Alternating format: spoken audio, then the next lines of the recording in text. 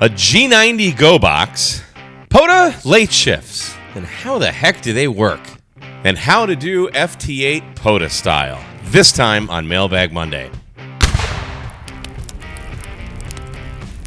What is happening, everyone? Thanks for tuning in to another episode of K8MRD Radio Stuff. My name is Mike. If you have an amateur radio-related question for me, shoot me an email, k8mrd@icloud.com. Let's dive right in. We got one cool email showing off a G90 Go box, and then we got two questions. So let's hop right in. So this first viewer writes, your G90 Go box inspired me to come up with my own version. Just wanted to share some pictures with you. That's awesome. The radio and battery attached with adjustable Velcro straps to a bottom that is attached with very strong adhesive strips. The main switch is attached at the bottom right that allows the battery and Buddy Pole Mini 2 to power up, which leads to a fuse box that connects all other powered items. Thank you for what you're doing, teaching all of us, and blah, blah, blah. So let's take a look at this. This is really cool. Definitely much more crafted than mine. He's got some meters there on the bottom left, and it looks like this is all 3D printed, which is really impressive. I like that he's got the Power Mini 2 in there. My only gripe with the Power Mini 2 is it doesn't have a memory. So if you turn that power off and you've used some of your battery, you're going to have to remember how much capacity is left. But that's a Power Mini thing. That's not this. This is a fantastic build here. This is beautiful. So he's got a voltmeter there. Let's see. What's this other picture? So there's the switch turning it on. And it looks like he's got a nice 3D printed bracket where I just fabricated stuff from Lowe's that I found. I like that he's got a hole for the speaker. My neighbor built a G90 Go box, and we recently just drilled some holes over where the speaker was, and it actually did improve the volume to some degree. I do not have holes on mine, but that is a very, very nice build. I wonder if he's got the STL files out there somewhere, and I wonder how long that thing took to 3D print. Only other, I wouldn't call it criticism, but I wouldn't do Velcro here in Texas.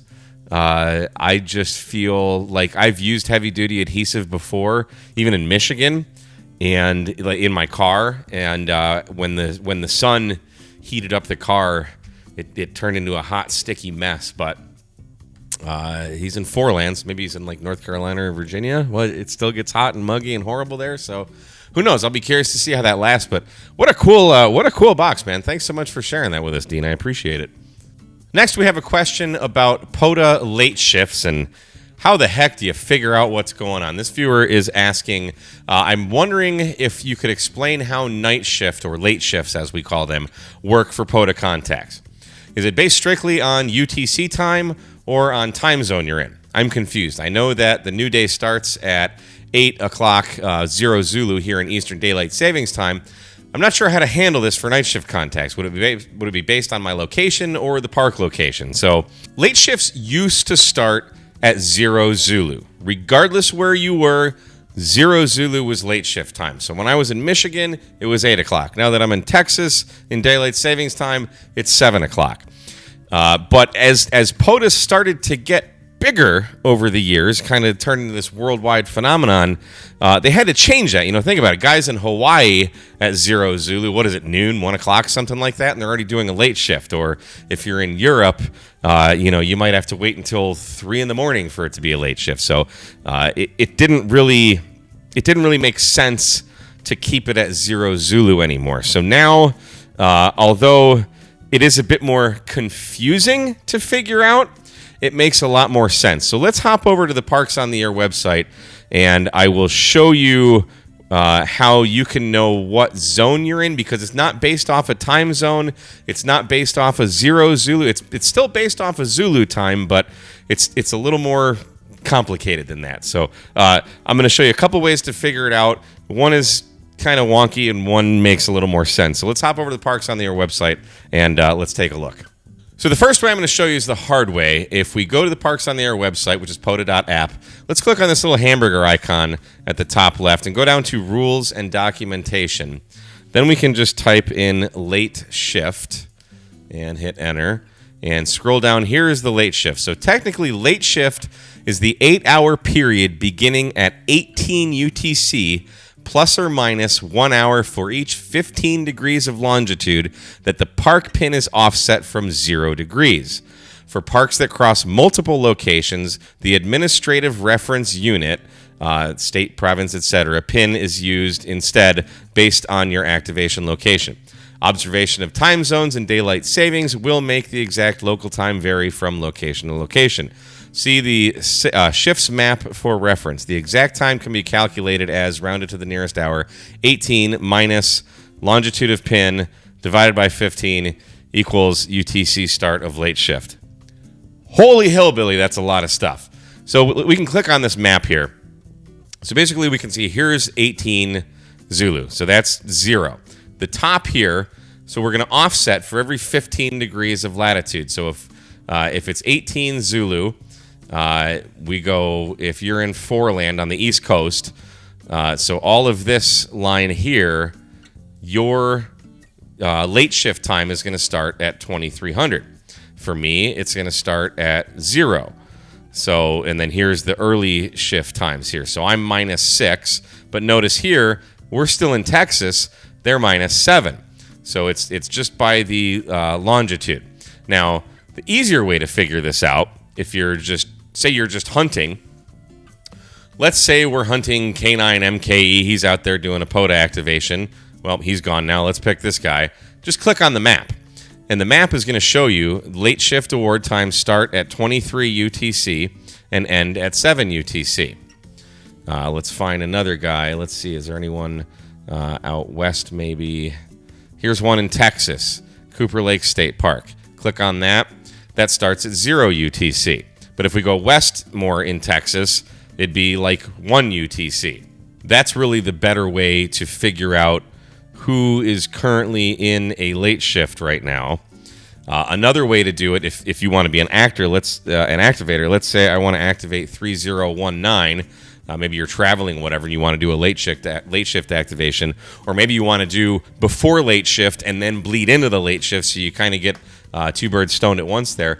Let's click on this park. We can see Huntsville State Park starts at 0 UTC. So long as I get out, and get my 10 contacts at least before 0 UTC, work another 10 after UTC, well, I just got 2 activations basically in that kind of same time frame. So that's how you can kind of go about that. So great question. I know it's a bit confusing. For me, I just look at the map and click, or look at the spotting page and click on the parks and see if they're in a late shift or not. Otherwise, because that whole map thing is just, it's too confusing for me. I'm not a smart guy, so but there are 2 ways you can do that. So thanks for writing in. Lastly, we have a question about FT8 and parks on the air. This viewer is asking, I've been lucky enough to get a handful of FT8 POTA contacts, but I'm not quite sure how to effectively use FT8 with POTA. When you're hunting, do you just check the POTA spots for FT8, go to the frequency, and sit and wait until you see a CQ POTA pop up, and then try to get the contact? Or is there another way to be a little more proactive, like maybe plugging in the activator's call sign, enabling the FT8 TX feature to try and call out or contact the person? I'm a little foggy on the whole FT8 process, or FT8 POTA process. I'm guessing as an activator, you would call CQ POTA, your call sign and park number, then transmit and make contacts. I've not really seen a lot of how-tos on this topic and would love to see how you use FT8 with POTA for both hunting and activating. So I actually have done a POTA video for FT8. I will put a link up here wherever the thing is, and you can go watch that. But let's touch on the first part really quick, and I'll show you. So it's kind of a combination of things. One thing you definitely do not want to do is plug in the activator's call sign and start transmitting, okay? Then you're just QRMing. If you don't hear that person or see them on your waterfall, there's no reason you should be calling them. Just like if you're trying to make a single sideband contact, if you see some DX station that's spotted, like for me, I'm seeing on the cluster Western Sahara, and I've been trying to hear him, and I never hear him. I'm not just going to throw my call sign out if I don't hear that guy. I'm going to listen, and then listen again. Make sure I can hear the person, make sure I get their call sign and all that stuff way before I ever think about hitting that transmit button. That is like ham radio 101. It's good etiquette.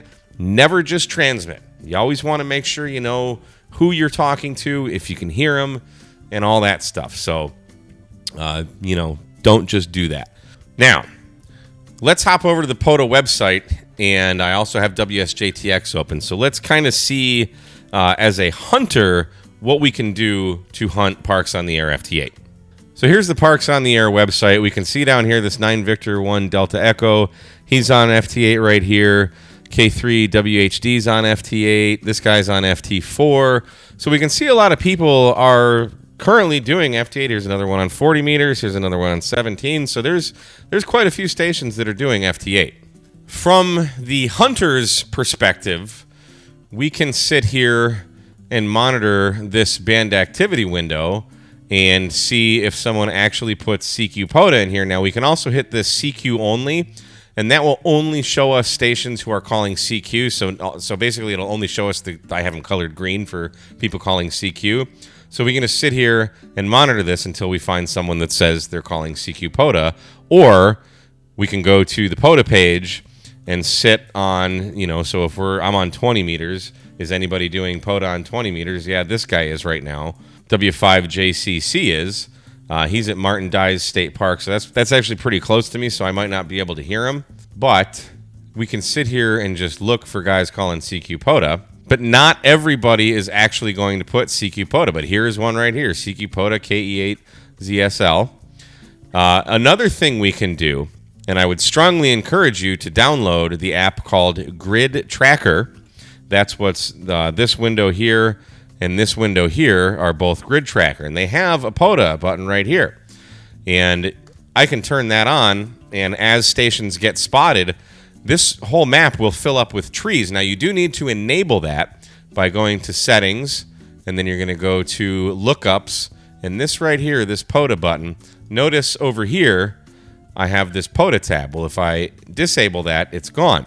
But what happens is WSJTX and Grid Tracker are going to work in tandem with each other, and they're going to say, okay, well, if anyone calling CQ POTA is spotted, they're going to show up right here, and it may or may not have their park number if they put it in. Usually, if I'm doing POTA FT8, I do not put in my park number. Basically, what I'm going to do is right here, I'm going to put CQ, and then I'm just going to add POTA right there, if I could spell right, and that's it. You do need to go into the preferences or your settings and change your grid square, though. So, for example, I was in Big Bend National Park. That was in like DL78 or something like that.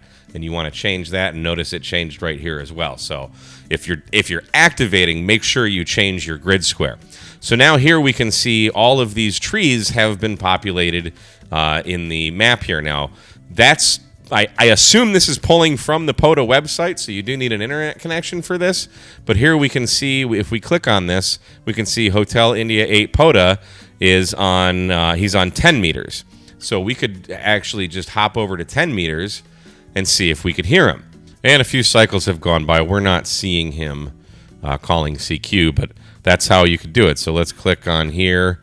K8BF is on 40 meters. We can click over to 40 meters and sit there and wait and see if we can hear him. Now, I have a horrible noise floor on 40 meters, so we're probably not going to hear him, but this would be really the best way to hunt POTA, in my opinion. AG7CC's on 20 meters. We can go back to 20 meters, and you can just simply sit here and look at all these different trees and see who you can hear. So, Grid Tracker is really the greatest companion for WSJTX.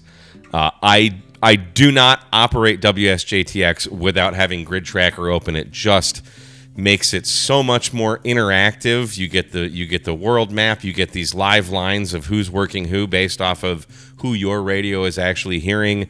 You see all the grids that are worked and not worked, and countries and all that stuff. It makes this so much easier to use just for plain old WSJTX and FT8. Never mind the great POTA functions that you get. So turn that POTA button on. You got to go to Settings, under Lookups, click this little POTA thing here, make that happen, and then push the POTA button. And as it downloads from the POTA website, you'll get all these spots here. So that's how you do that. So there you have it. Another batch of great questions. I'm glad they were POTA questions this day. I love POTA.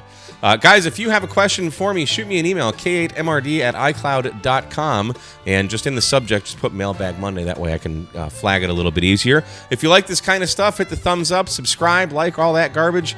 You can follow me on Twitter at K8mrd, and we will see you again on another episode of K8mrd Radio Stuff. 73, guys.